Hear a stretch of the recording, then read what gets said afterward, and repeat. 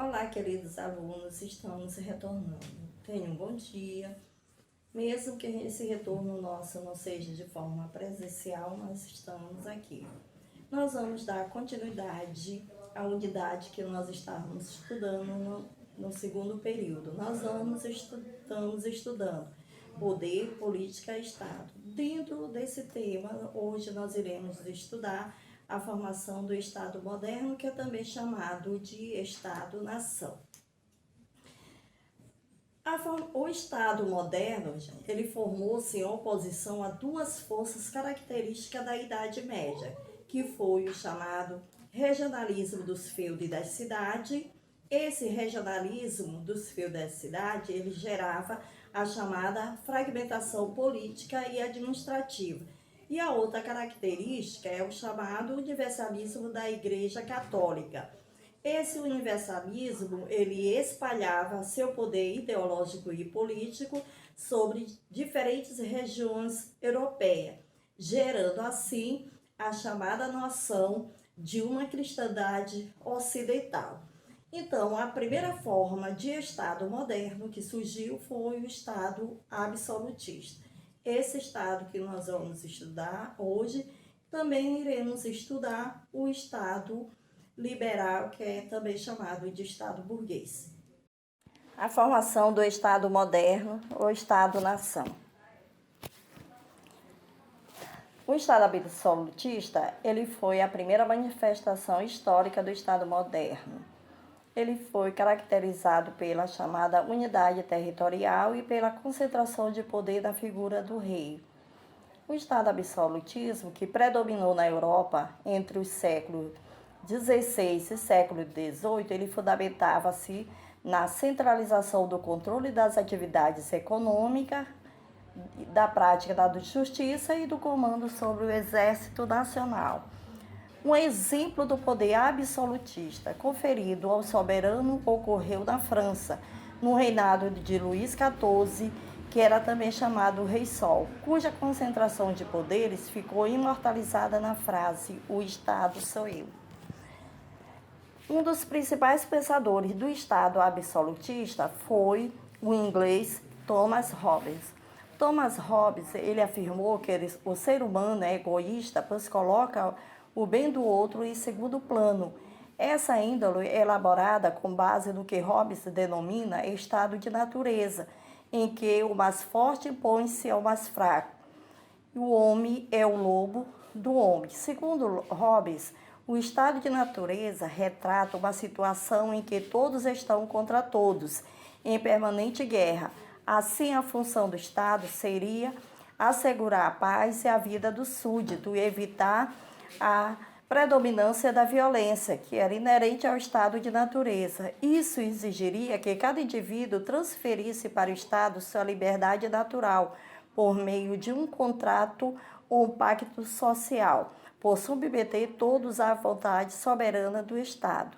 Segundo Hobbes, o pacto social, na perspectiva dele, é um pacto de submissão. O Thomas Hobbes, ele era filósofo inglês, ele escreveu o livro Leviatã, título que se refere ao monstro bíblico que governava o caos primitivo. Nesse livro, Hobbes compara o Estado a um monstro todo-poderoso, especialmente criado para acabar com a anarquia da sociedade primitiva. Segundo ele, nessa sociedade, o homem era o lobo do próprio homem. Vivendo em constante guerra e matança, cada qual procurando garantir a sua própria sobrevivência. Só havia uma solução para acabar com a brutalidade: entregar o poder a um só homem, o rei. Esse rei governaria a sociedade, eliminando a desordem, dando segurança à população. Essa é a teoria do contrato social criada pelo Thomas Hobbes. Além do Hobbes, nós também temos filósofo Jean Bodin, que era jurista também. Ele defendia que a autoridade do rei representava a vontade de Deus. Assim, todo aquele que não submetesse à autoridade real seria considerado inimigo de Deus. e do progresso social. Segundo Bodin, o rei devia possuir poder supremo sobre os súditos, sem a restrição determinada pelas leis. Essa é a teoria da origem divina do poder real. A outra forma de Estado moderno é o chamado Estado liberal. O Estado liberal, que é também chamado de Estado burguês, ele foi inspirado pelos ideais da Revolução Francesa, ideais estes que são liberdade, igualdade e fraternidade. Esses princípios moveram as lutas políticas da burguesia contra o absolutismo da Europa, entre os séculos XVII e século XVIII. Os fundamentos do Estado liberal são a soberania popular e a chamada representação política, ou seja, o poder do povo que exerce por meio de representantes. Quem são os representantes? São os partidos políticos e as pessoas.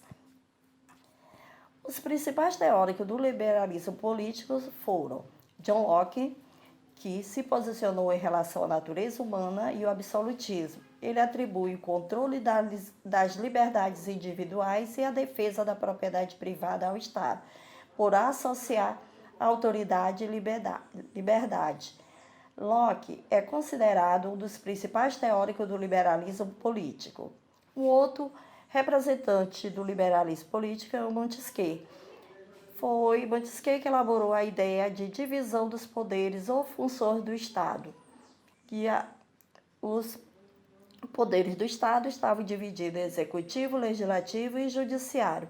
O objetivo era contestar as ideias absolutistas que justificavam a chamada concentração de poderes nas mãos do soberano, pois a vontade do líder se confundia com as necessidades do Estado.